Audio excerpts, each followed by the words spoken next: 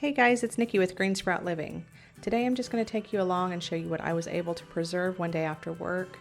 It took me about 2 hours to get all of this done. So right now I am packing green beans into pint mason jars. My girls were super helpful today and snapped all the green beans for me, and they have been soaking in a little salt water. So I soak them in salt water so that way if there's any little bugs inside, they die off and I'm able to rinse them off and then pack them.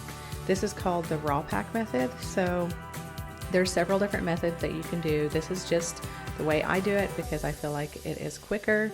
I just get clean mason jars and I pack the raw green beans into the jars. Then I fill it with water. I actually had quite a bit more here than what I expected. I just figured I was going to get about 4 pints, but I ended up getting 6, so that's good. So I'm going to go ahead and get these packed in and show you the rest of the process.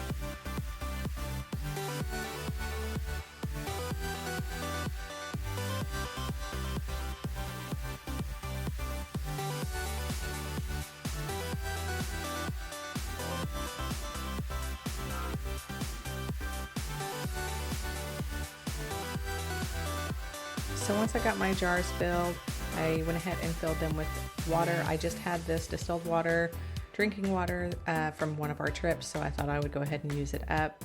Now some people will add salt to their green beans. I don't. I just pack it in water, and then I take a chopstick, which is one of my favorite tools, and I get out all the air bubbles. This is really important to do. It helps make sure that you get a good tight seal and to make sure your headspace is correct. So I'm just going to go ahead and debubble these jars.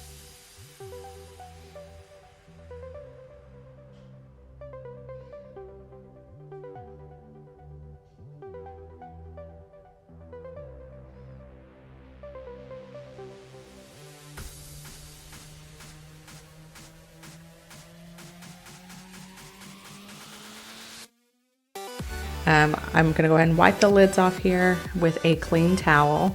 That's really good to make sure you get a good seal. And now the standards change all the time. Sometimes they say that you have to boil your lids. Now they say that you don't have to. I've never had a problem with these lids. I just make sure I wash them really well. And then I put the rings on and the lids on and then the rings on. I'm having a little problem with that one, but I went ahead and got a different ring. It was not working very well, so I went ahead and got a different ring, and then I will get these put into the canner. Now, like I say, you have to pressure can green beans. Make sure you put your trivet down. You can't put your jars in the bottom, touching the bottom of the pan, or they will burst. I filled the canner with 3 quarts of water and put my jars inside. One thing I definitely suggest doing is make sure that you check your lid before you put it on to make sure there's nothing blocking the holes. And then I put my canner lid on and I turned the heat on high. So while that was coming up to temperature, I went ahead and had some tomatoes on the stove. I love this saucer. It is a really convenient saucer. It works really well.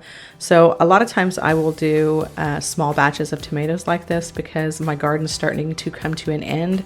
So I don't really have enough to do full batches. And if I'm going to run my canner, I like to try to get a full canner load. I will just sauce whatever I can for that day, and then I will put it into the refrigerator so that way I can pull it back out, heat it up, and then can it all at once. So as you can tell, this saucer does really well, and I feel like you don't have a big contraption that you have to pull out. It's pretty easy to clean. It does take a little bit of elbow grease, but it does seem to work really well for me.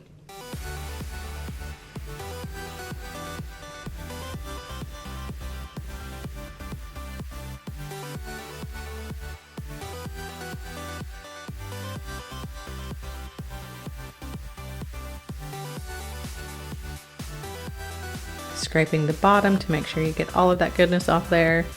And I did add a couple of containers of tomato sauce that I did the previous day. I'm just going to get it and start cooking it down. And I'm making a pasta sauce, so I want to cook it down to where it thickens up quite a bit.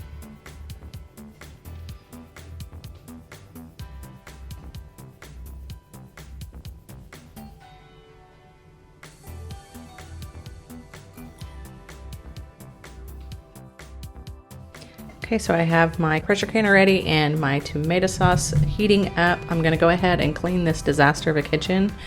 This is what a working kitchen looks like. So anybody that has kitchens that are super perfect, do not work in them. So I'm gonna get this cleaned up.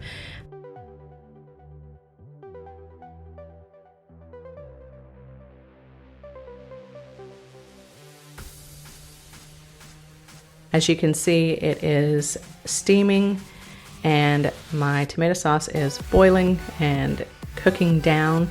So that has to vent for 10 minutes. I'm gonna go ahead and finish cleaning while that vents. And after that, I put the weighted gauge on and get it up to pressure, so that way I can set a timer. While I'm doing that, I'm gonna go ahead and move on to my elderberries. I just had a few elderberries left. I wanted to go ahead and freeze these up. I've juiced quite a few of them, but this time I'm just gonna freeze them.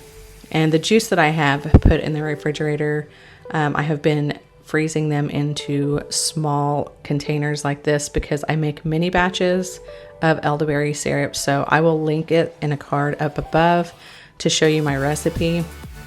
This works really well because I can just take one of these cubes, 2 of the cubes I think, out, and I can have a mini batch of elderberry syrup made up pretty quickly.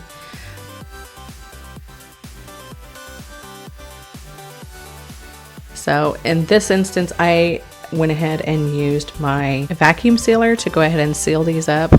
Elderberry is really messy when you freeze it, so and it stains everything, so be careful.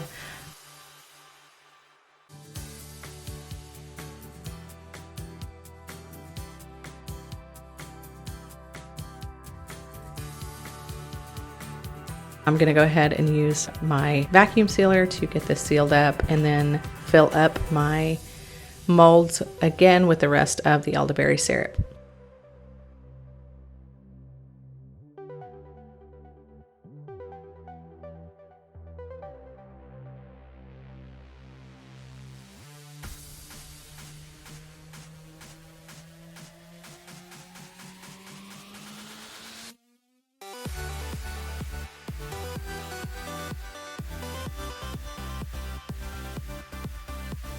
Going to put these in the freezer, and then it was perfect timing because my green beans were down, the pressure was down on those, so I went ahead and pulled those out, and that is it, guys. So I was able to get 6 pints of green beans. I froze some elderberry syrup up, and I also was able to juice some tomatoes. So you can get a lot done in a few hours.